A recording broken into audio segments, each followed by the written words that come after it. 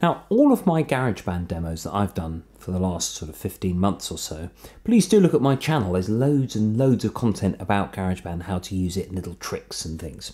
But today, I'm going to show you GarageBand on an iPhone, because everything up to now I've done on an iPad. So the iPhone obviously has a much smaller screen, but it is as capable. Now, things like the effects, all the special effects that you get automatically on the iPad, you can open up on the iPhone by going to Settings and GarageBand and then enabling the Apple's own effects, the iOS effects for GarageBand. So watch out for that.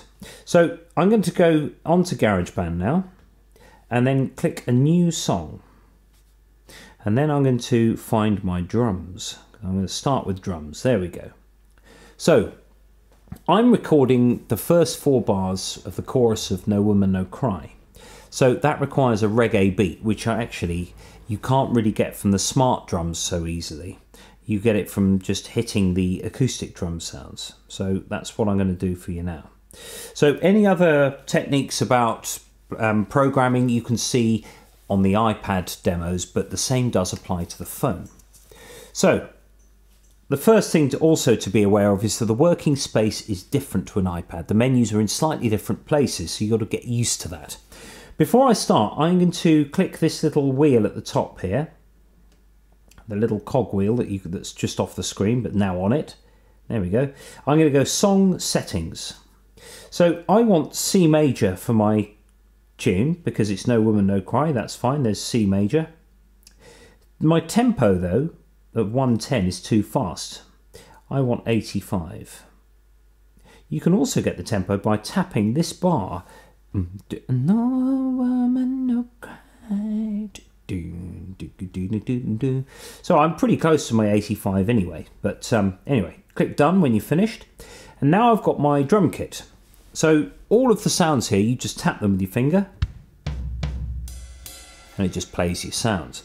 The cymbal, the ride cymbal, has 2 different sounds. That's pretty good. There's a lot of thought has gone into this.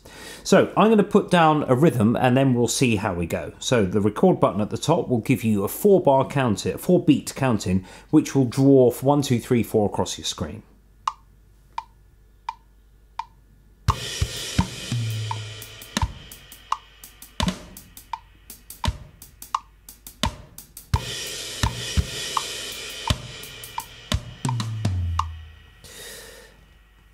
That was pretty horrendous as a performance, I trust you'll agree. But I'm going to go back to my main working space. Now, just to briefly, I had my drums there. It was this button at the top, the little brick sort of shape button, just at the top left above the crash cymbal. You press that one, which returns you to your main edit window, and you can see my drums in there. Now, because it's the first track that I've recorded, it auto quantizes.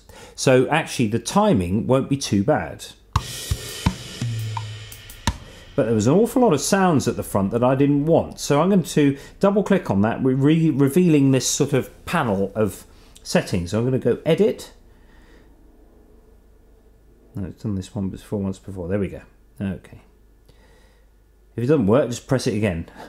So this sound here is the sound that I want all the way through. But I had a snare at the beginning, which was this lower one, the second up here, just above my fingernail there. Now, I want to move that up 2 spaces. So you're better off zooming in on it to be able to do that, because sometimes you can grab the wrong thing or it just moves to the wrong place or whatever. So, there we go. So, I also need to make sure that my bass drums don't come in until that beat. I don't want that tom either. I want a hi-hat.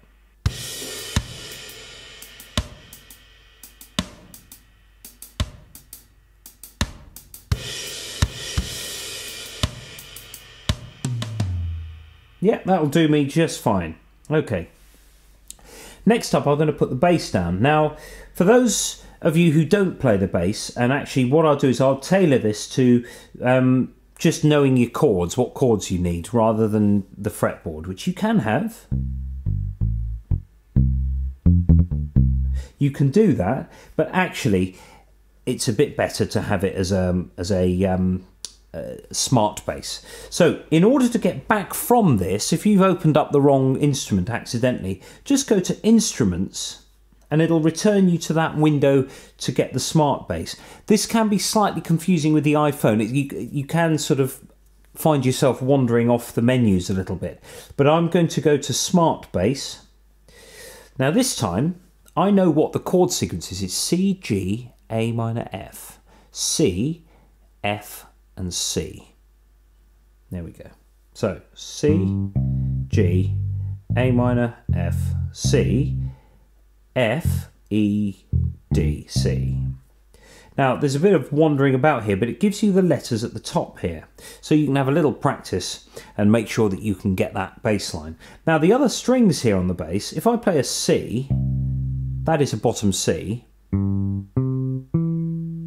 You get the other notes of that chord as bass notes. So you can make, instead of, you can have, but this is reggae. This is bass at its simplest and grooviest. So we want to go a bit easy on the complexity. So I'm going to go back to the beginning and record this bass line.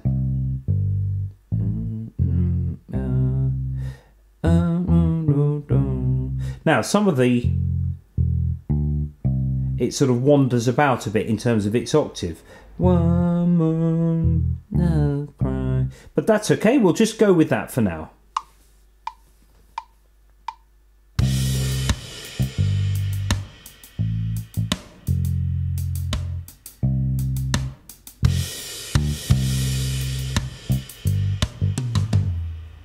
I forgot about the G at the end, and I also didn't tap the E there. So when I go back to my edit window, there'll be a gap in my bass line.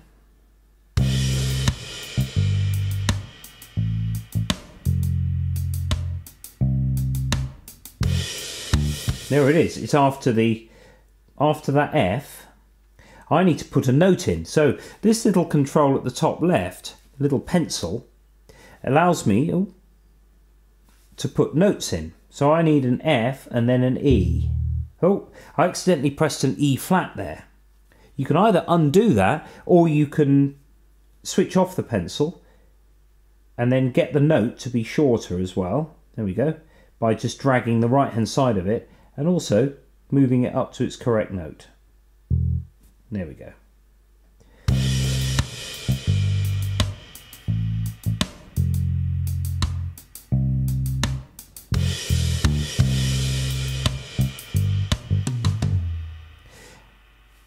Now, unlike the drum performance, that was not quantized. So I have to go into the track settings here. So make sure your correct track is selected rather. So just so it's the instrument is grey, and then we go over here to the settings wheel, track controls. Then I get track settings, and under track settings we have something called quantization. And what that does is it gives you the ability to basically set the correct sort of timing for your performance. So if I go straight and 16th note, that should suffice for most people's sort of needs. So I'll just close that window down again. I press that. So I'll just go back in there. It was that one, and to close it, I need to press the blue sliders. Whatever window you've got open usually is selected blue on the icon there, so you can see where you're going. So now we've got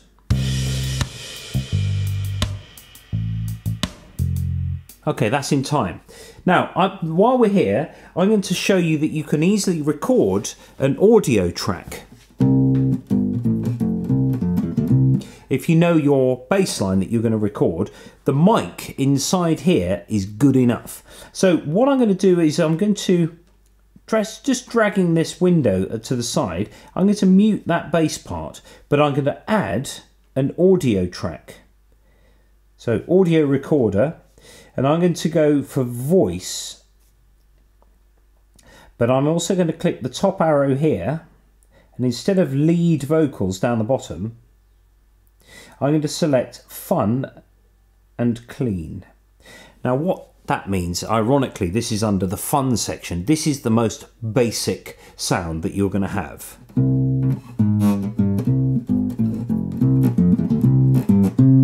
So I'm going to record the bass line now, and you can hear how good the mic is.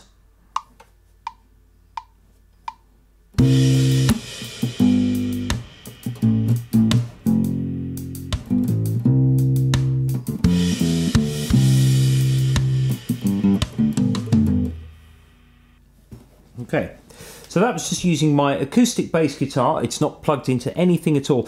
What you're hearing at the moment is simply the output of the iPhone. Nothing is connected to it.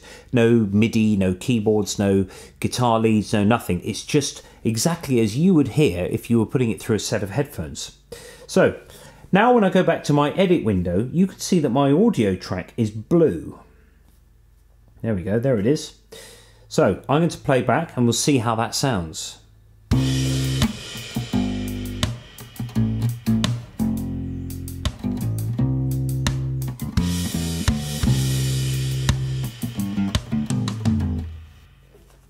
Quite happy with that. There's a bit too much treble for my liking, so that's where we go into the song settings.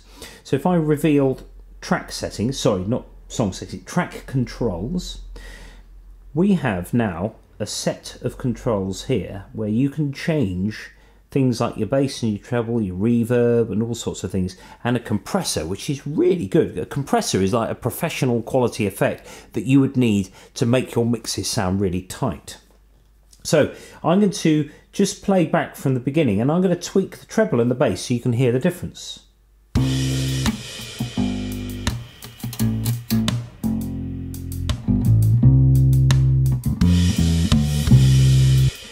Now the compressor is very often used on a bass instrument just to make sure that it's providing a really good sound basis for everything else. So I'm going to turn the compressor up a bit as well.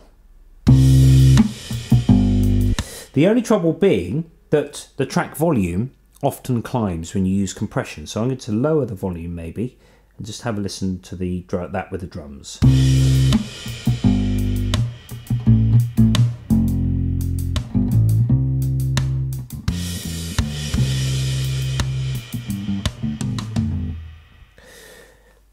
That's a good start. Now I'm just going to close the window by pressing this button at the top right, which reveals my working space again.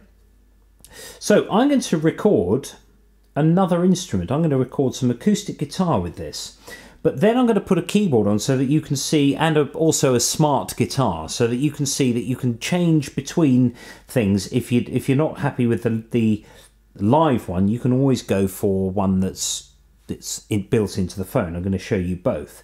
So fun and clean, and then your acoustic guitar.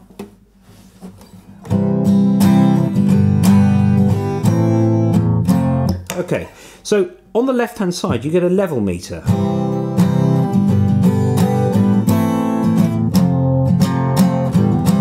The little jack plug symbol there is for when you connect something up to it, because you connect electric guitars up to this and then use the guitar amp simulators. That's for another time, and you can also see a demo on my channel of that. So I'm going to record some acoustic guitar with that bass.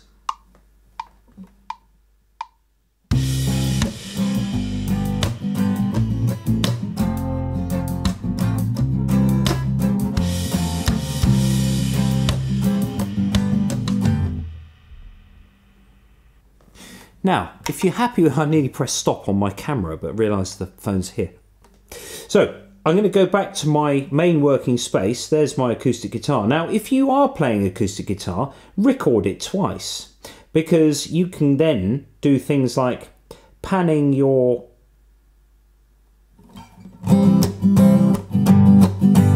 You can pan the guitars left and right to get a really nice spatial effect.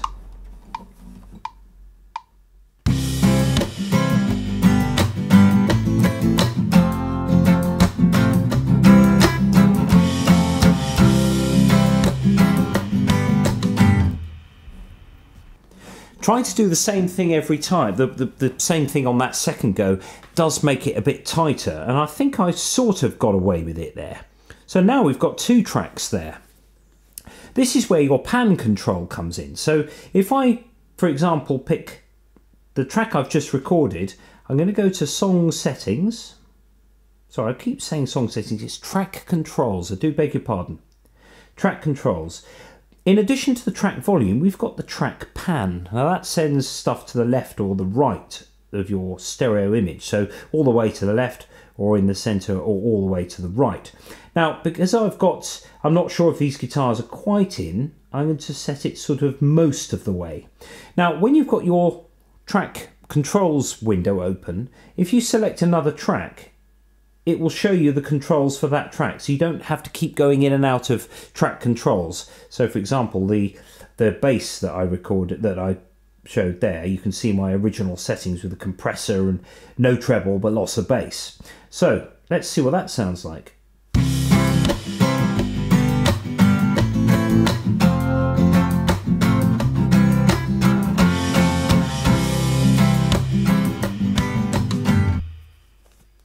All off a phone. It's pretty incredible, really. So I'm going to add a smart guitar to this. Now, those of you who aren't guitarists, don't worry, because you can do things like this. Smart guitar, if I just open it up,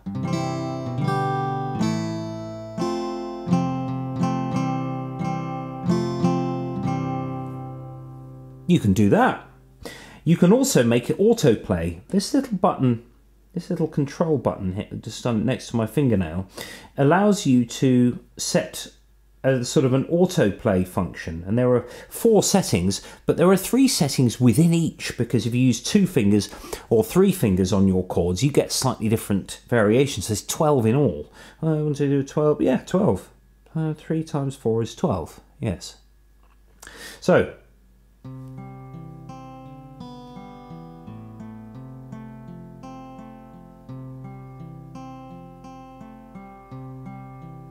that's totally decent. I'm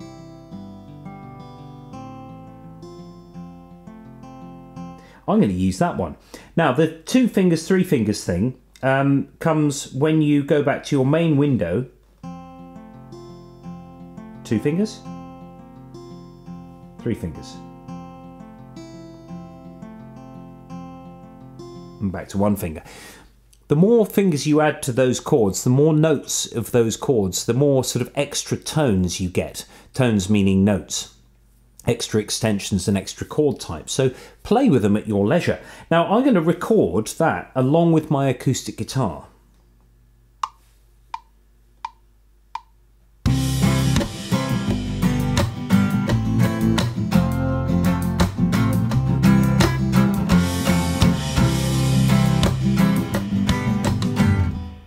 Now, I had trouble hearing that, but I have recorded it. You can see the green down there. Now, this is the clever bit. In my opinion, this is the clever bit. If Apple give you, they say, well, here's an acoustic guitar rhythm, but they give it to you in this form so that you can freely edit any of the notes that you didn't like. So that's what Apple played in.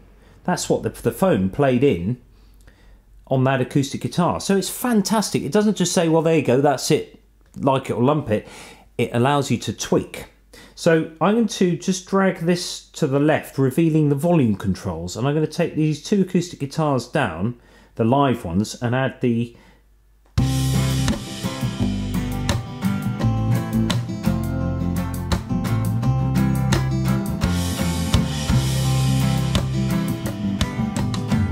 I really like that.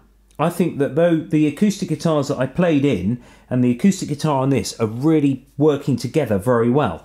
And it's not cheating, you're just making, you are making music. This is a great teaching aid, this, because you learn so much from it. Because it's so pictorial and so easy to use, you don't need to faff around with loads of settings to get working. So I'm going to put a keyboard down now. So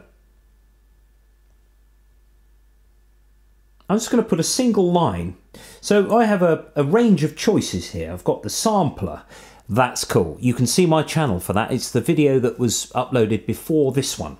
You can see I basically make a song on the iPad with only the sampler, nothing else. So more sounds. I want the sort of I want an organ of some kind. So I'm going to go to keyboards and then, yeah, soul organ. Here we go.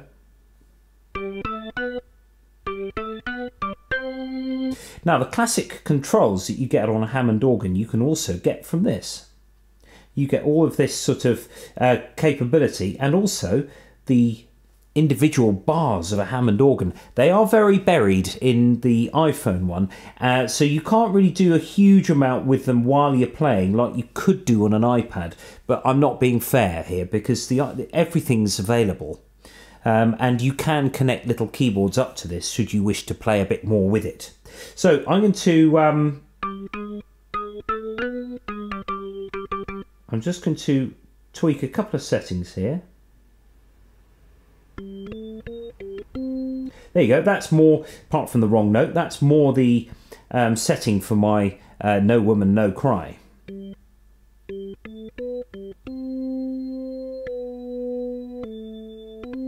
Okay, so I'm going to have a little go at that. I'm going to make it an octave higher. These two little buttons on the left hand side here allow you to select different octaves.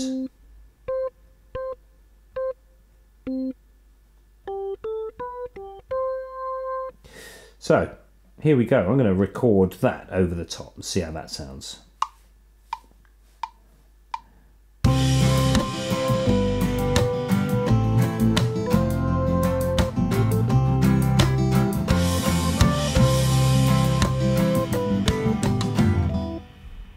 Okay, it's about time to put some vocals on, I think. So just as an aside with that, I'm just going to make sure that's quantized. So that's my track I've just recorded. Go to my window and track controls, back to track settings, quantization, straight.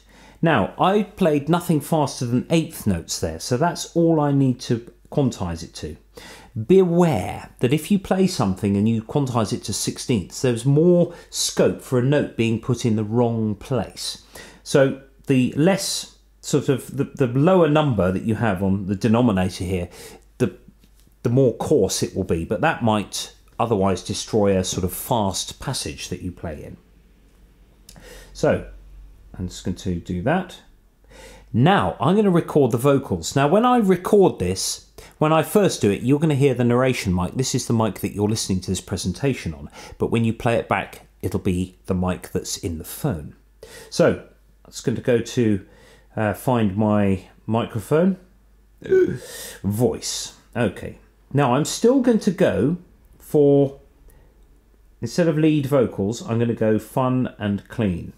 Now the reason is I'm going to show you some plugins after this on the vocal track. No woman, no cry. So that's what I'm going to record. Here we go. No woman, no cry.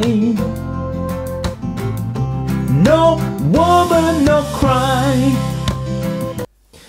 Just before I do that, just before I show you the settings, I'm going to record backing vocals. So this time, instead of recording from the beginning, I'm going to set the cursor to bar 3 and then just go no woman no cry, just to record a backing vocal. No woman no cry. Okay, now I made a little error there in that I recorded that track over the top of the previous one, but it won't have got rid of it. So instead, I'm going to record, I'm going to set up another track. Let's have fun and clean. There we go. Go back to my main window, and I'm going to drag that file that I just recorded onto there, and then drag the old one back, and then there is all is revealed. I've got my 2 tracks back. No woman, no cry. No woman, no cry. Okay, notes-wise, words-wise, fine, but I need to do a little bit of tweaking.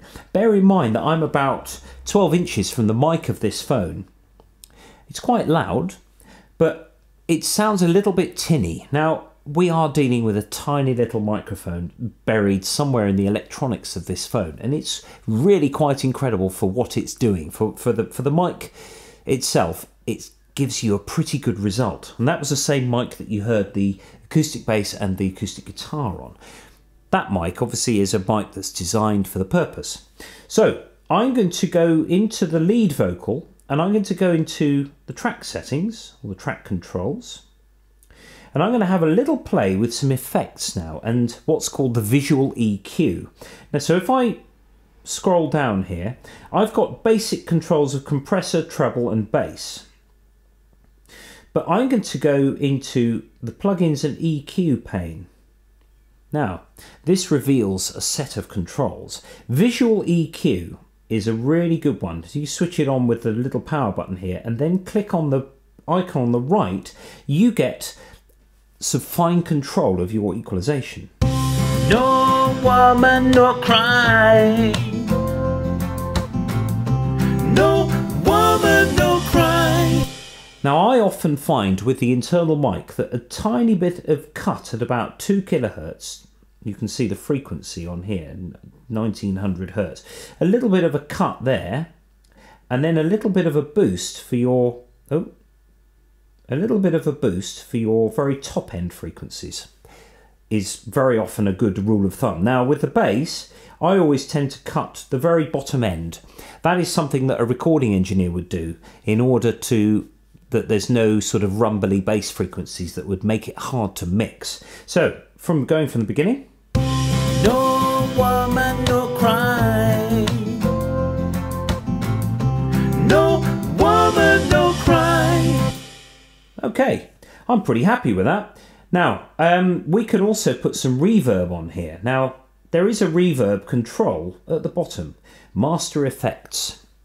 What that means is that you've got the same type of reverb, the sort of, hall or church or whatever it happens to be. You can edit this by clicking master effects and then reverb, and it gives you a set of options. Default. I'm just going to use the default one, but we can always have a little play. So I'm going to put that main vocal now through a reverb unit, just a little bit.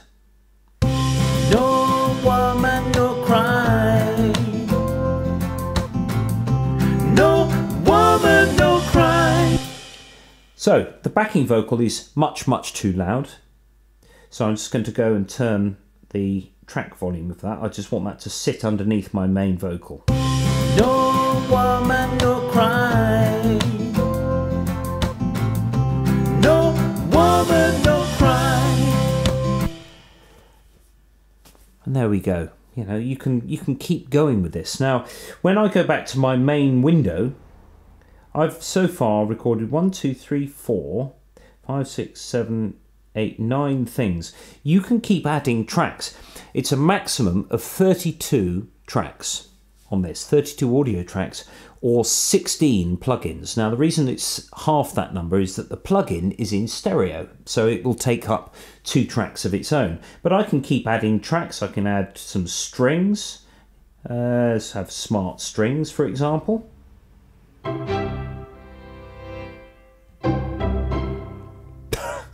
They're pretty cinematic for the whole reggae thing, but you may find them useful. If you click the settings bar at the top on the strings, the little control here, it reveals your orchestra on a wooden stage in front of a curtain. Now, I've already got a bass guitar, so I don't want the double bass. You just click on the double bass and it turns into a shadowy double bass. Sorry, bass players. And that means that it now takes away the bass end. If I reinstate it. There we go. Same thing with the autoplay. I could have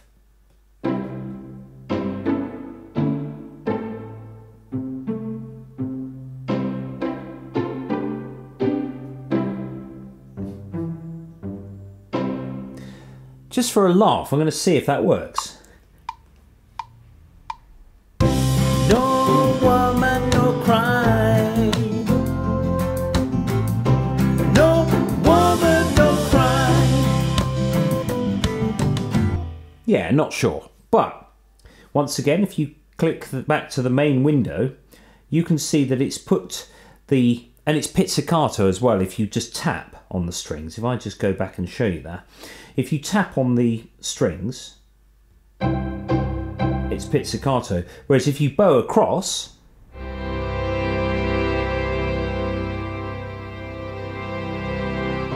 and it gets louder if you bow faster or bow slower. So an awful lot of thinking has gone into this program. It's a fantastic thing, and you can just keep adding tracks. When you're finished, if you go to My Songs at the top here, it then puts it into your window, and you could save it as No Woman No Cry.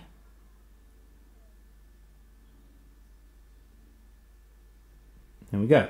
Now you can either say, if you save this to your iCloud drive, it means that somebody the other side of the world who's got GarageBand can contribute and then send you back. You know, it's just, I've done that with Pete Johns. Now I should mention Pete. Pete is a fantastic contributor to the GarageBand world, and he's also the GarageBand Users Forum on Facebook. And he's offered my channel his patronage, and he shares my videos. So thank you very much, Pete. That's really, really kind. This is what it's all about, GarageBand. It's very much a community-based thing. You can share stuff with people worldwide who've got GarageBand, who can just play and send you things, even send you audio files as well. So there we go. I hope that is a little insight into using it on an iPhone. Most people don't realise they've got this capability in their own pockets.